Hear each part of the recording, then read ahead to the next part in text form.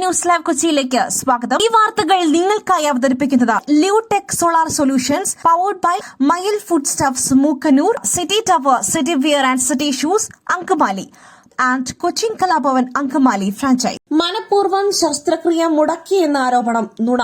മറുപടി കൈപ്പടയിൽ തയ്യാറാക്കിയിട്ടുണ്ട് doctor Haris. Medical കോളേജിലെ ഉപകരണക്ഷാമം സംബന്ധിച്ച വിവാദത്തിൽ DME പുറപ്പെടുവിച്ച കാരണം കാണിക്കൽ നോട്ടീസിന് മറുപടി നൽകുമെന്ന് യൂറോളജി വിഭാഗം മേധാവി ഡോക്ടർ ഹാരിസ് ചിറക്കൽ. ഇത്തരമൊരു വിഷയം സാമൂഹ്യ മാധ്യമത്തിലൂടെ പങ്കുവച്ചത് ചട്ടലംഘനമാണെന്ന കാര്യം അംഗീകരിക്കുന്നുവെന്നും എന്നാൽ താൻ മനഃപൂർവ്വം ശസ്ത്രക്രിയ മുടക്കിയെന്ന ആരോപണം നുണയാണെന്നും ഡോക്ടർ ഹാരിസ് മാധ്യമങ്ങളോട് പറഞ്ഞു. വിദഗ്ധ സമിതി നൽകിയ റിപ്പോർട്ട് എന്താണെന്ന് ഞാൻ കണ്ടിട്ടില്ല. എന്നെ ആ റിപ്പോർട്ട് കാണിച്ചിട്ടുമില്ല. വിവരാവകാശം വഴി ചോദിച്ചവർക്കും റിപ്പോർട്ട് കൊടുത്തിട്ടില്ല. അവരെന്താണ് എഴുതി കൊടുത്തതെന്നോ ആരൊക്കെയാണ് തെളിവ് കൊടുത്തതെന്നോ എനിക്കറിയില്ല. എല്ലാ രേഖകളും ഉൾപ്പെടെ കൃത്യമായ മറുപടി അന്വേഷണ കമ്മീഷന് നൽകിയതാണ്. എന്തായാലും കാരണം കാണിക്കൽ നോട്ടീസിന് ഞാൻ വിശദമായ മറുപടി നൽകും. ഞാൻ പറഞ്ഞതെല്ലാം കള്ളമാണെന്നാണ് നോട്ടീസിൽ പറഞ്ഞിരിക്കുന്നത്, ഡോക്ടർ ഹാരിസ് പറഞ്ഞു. ട്രംപിന്റെ തീരുവ ഭീകരതയ്ക്ക് മുട്ടുമടക്കാതെ മറുവഴികൾ തേടാൻ ഇന്ത്യ. ഇന്ത്യൻ വ്യവസായികളെ സംബന്ധിച്ചിടത്തോളം ഉത്കണ്ഠ നിറഞ്ഞ ദിവസങ്ങളാണ് മുൻപിൽ. ഇന്ത്യൻ ഉൽപ്പന്നങ്ങൾക്ക് 25% പകര തീരുവ പ്രഖ്യാപിച്ച അമേരിക്കൻ പ്രസിഡന്റ് ഡൊണാൾഡ് ട്രംപിന്റെ ഭീഷണിക്ക് വഴങ്ങില്ലെന്ന നിലപാടാണ് ഇന്ത്യ സ്വീകരിച്ചിട്ടുള്ളത്. പൊതുവെയുള്ള 10% ഇറക്കുമതി തീരുവ കൂടി കണക്കിലെടുക്കുമ്പോൾ ആകെ 35% ഇന്ത്യ നേരിടുന്നത്. ഇതിനു പുറമെ റഷ്യയിൽ നിന്നും എണ്ണ വാങ്ങുന്നതിന് ശിക്ഷാ തീരുവ ഏർപ്പെടുത്തുവാനും അമേരിക്ക ആലോചിക്കുന്നുണ്ട്. പക്ഷേ അമേരിക്കയ്ക്ക് കൂടുതൽ അനുകൂലമായ കരാറുണ്ടാക്കുവാൻ വേണ്ടിയുള്ള തന്ത്രമായി തീരുവ ഭീഷണിയെ കണ്ടാൽ മതിയെന്നും ഇനിയും ചർച്ചകൾക്ക് സമയമുണ്ടെന്നും കരുതുന്നവരാണ് വിദഗ്ധരിൽ ഏറെയും. ഇന്ത്യയുടെ പ്രതികരണം വളരെ അളന്നു മുറിച്ചായിരുന്നു. ദേശീയ താൽപര്യങ്ങൾ സംരക്ഷിക്കുവാൻ വേണ്ട എല്ലാ നടപടികളും കൈക്കൊള്ളുമെന്ന് വിദേശ മന്ത്രാലയം പത്രക്കുറിപ്പിൽ വ്യക്തമാക്കി. ഈ വീടിന് 30 ലക്ഷമോ? സംശയം പ്രകടിപ്പിച്ച പ്രതിപക്ഷം. സവിശേഷതകൾ നിരത്തി സർക്കാരും ഊരാളുങ്കലും. മുണ്ടക്കൈ ചൂരൽമല പുനരധിവാസ പദ്ധതിയുടെ ഭാഗമായി സർക്കാർ നിർമ്മിക്കുന്ന ടൌൺഷിപ്പിൽ നിർമ്മിച്ച മാതൃകാ വീടിന്റെ നിർമ്മാണ ചെലവിനെ ചൊല്ലി വിവാദങ്ങൾ കടുക്കുന്നു. ടൌൺഷിപ്പിൽ പണി പൂർത്തിയായ മാതൃകാ വീടിന് 30 ലക്ഷം രൂപ ചെലവ് വരില്ലെന്നും നിർമ്മാണത്തിന് ചുമതലപ്പെടുത്തിയ ഊരാളുങ്കൽ ലേബർ സൊസൈറ്റിക്ക് കൊള്ളലാഭമുണ്ടാക്കുവാൻ സർക്കാർ കൂട്ടുനിൽക്കുകയാണെന്നുമാണ് പ്രതിപക്ഷ പാർട്ടികളുടെ ആരോപണം. 1000 സ്ക്വയർ ഫീറ്റ് വരുന്ന 410 വീടുകൾ, റോഡുകൾ, പൊതുകെട്ടിടങ്ങൾ, ജലവിതരണ സംവിധാനം, വൈദ്യുതി, ലാൻഡ്സ്കേപ്പിംഗ്, മറ്റ് അടിസ്ഥാന സൌകര്യങ്ങൾ എന്നിവ ഉൾപ്പെടുന്നതാണ് ടൌൺഷിപ്പ്. 253 കോടി രൂപയ്ക്കാണ് ഊരാളുങ്കൽ ലേബർ സൊസൈറ്റി ടൌൺഷിപ്പിന്റെ നിർമ്മാണം ഏറ്റെടുത്തിരിക്കുന്നത്. ഇതിൽ നിർമ്മാണം പൂർത്തിയായ മാതൃകാ വീടിന് ടാക്സ് ഉൾപ്പെടെ 30 ലക്ഷം രൂപ ചിലവ് വരുമെന്നും ഗുണനിലവാരത്തിൽ വിട്ടുവീഴ്ചയില്ലാതെയാണ് വീട് നിർമ്മിക്കുന്നത് എന്നുമാണ് ഊരാളുങ്കലിന്റെ മറുപടി. എന്നാൽ ഈ മാതൃകയിൽ ഒരു വീട് നിർമ്മിക്കുവാൻ 30 ലക്ഷം രൂപ എന്തിനെന്നാണ് സമൂഹമാധ്യമങ്ങളിലും പ്രതിപക്ഷ പാർട്ടികളിൽ നിന്നും ഉയരുന്ന ചോദ്യം. തരുൺ മൂർത്തിക്ക് രാഷ്ട്രപതി ഭവനിലേക്ക് ക്ഷണം.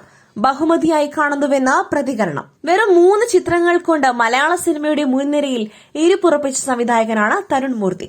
കളക്ഷൻ റെക്കോർഡുകൾ ഭേദിച്ച വിജയമാണ് അദ്ദേഹത്തിന്റെ കഴിഞ്ഞ ചിത്രമായ തുടരും സ്വന്തമാക്കിയത്. മറ്റൊരു സന്തോഷം കൂടി തരുണിനെ തേടി എത്തിയിരിക്കുകയാണ് ഇപ്പോൾ. രാഷ്ട്രപതി ഭവനിൽ നിന്നുള്ള ഒരു കത്താണത്. ഈ വരുന്ന സ്വാതന്ത്ര്യദിനത്തിൽ രാഷ്ട്രപതി ഭവനിൽ നടക്കുന്ന അറ്റ് ഹോം റിസപ്ഷൻ എന്ന പരിപാടിയിൽ പങ്കെടുക്കുവാൻ രാഷ്ട്രപതി തരുൺ മൂർത്തിയെ ക്ഷണിച്ചിരിക്കുകയാണ്. തരുൺ തന്നെയാണ് ഈ സന്തോഷ വാർത്ത സോഷ്യൽ മീഡിയയിലൂടെ പങ്കുവച്ചത്. ഈ ക്ഷണം ലഭിച്ചത് ഒരു ബഹുമതിയായി കാണുന്നുവെന്ന് തരുൺ മൂർത്തി ചിത്രങ്ങൾക്കൊപ്പം കുറിച്ചു.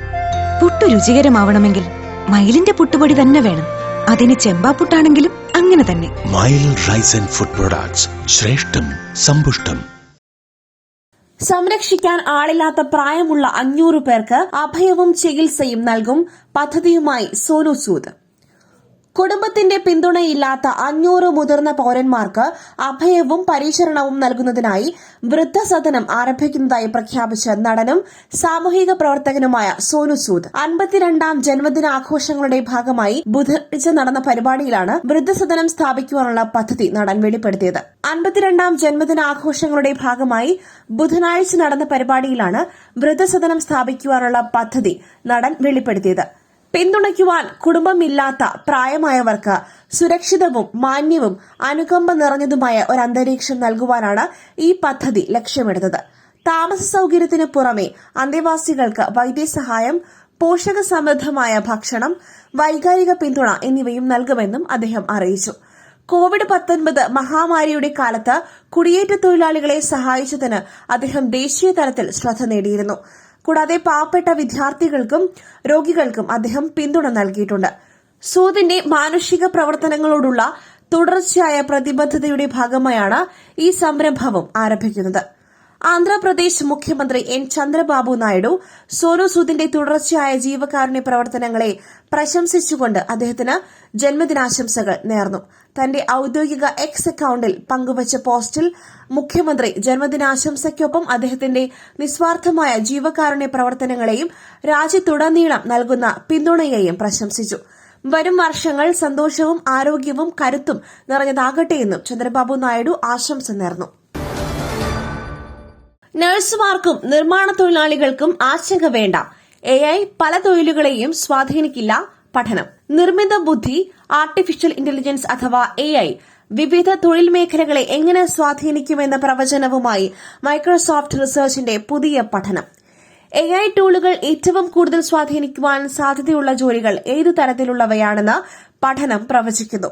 മാറ്റമില്ലാതെ തുടരുവാൻ സാധ്യതയുള്ള തൊഴിലുകളുടെ പട്ടികയും പഠനം പുറത്തുവിട്ടിട്ടുണ്ട്. മൈക്രോസോഫ്റ്റ് ബിങ് കോ-പൈലറ്റുമായുള്ള 2 ലക്ഷത്തിലധികം ആശയവിനിമയങ്ങൾ മൈക്രോസോഫ്റ്റ് റിസർച്ച് വിശകലനം ചെയ്തു. ജനറേറ്റീവ് AI എങ്ങനെ തൊഴിലിടങ്ങളെ ചലനാത്മകതയെ പുനർരൂപകൽപ്പന ചെയ്യും എന്നതിനെക്കുറിച്ചുള്ള സൂചന നൽകുന്നതാണ് പഠനം. ആൻഡമാൻ ദ്വീപുകളിൽ ആദ്യമായി റെയ്ഡ് നടത്തി ED. പരിശോധന MP ഉൾപ്പെട്ട തട്ടിപ്പ് കേസിൽ. മുൻ MP ഉൾപ്പെട്ട വായ്പാ തട്ടിപ്പുമായി ബന്ധപ്പെട്ട കള്ളപ്പണം വെളുപ്പിക്കൽ കേസിൽ ആൻഡമാൻ നിക്കോബാർ ദ്വീപുകളിൽ റെയ്ഡ് നടത്തി എൻഫോഴ്സ്മെന്റ് ഡയറക്ടറേറ്റ്. ബംഗാൾ ഉൾക്കടലിൽ സ്ഥിതി ചെയ്യുന്ന കേന്ദ്രഭരണ പ്രദേശമായ ആൻഡമാൻ നിക്കോബാർ ദ്വീപുകളിൽ ആദ്യമായാണ് ED ഇത്തരത്തിൽ ഒരു പരിശോധന നടത്തുന്നതെന്ന് ഔദ്യോഗിക വൃത്തങ്ങൾ അറിയിച്ചു. BJP ഇരട്ടത്താപ്പിന്റെ മറ്റൊരു പേര്.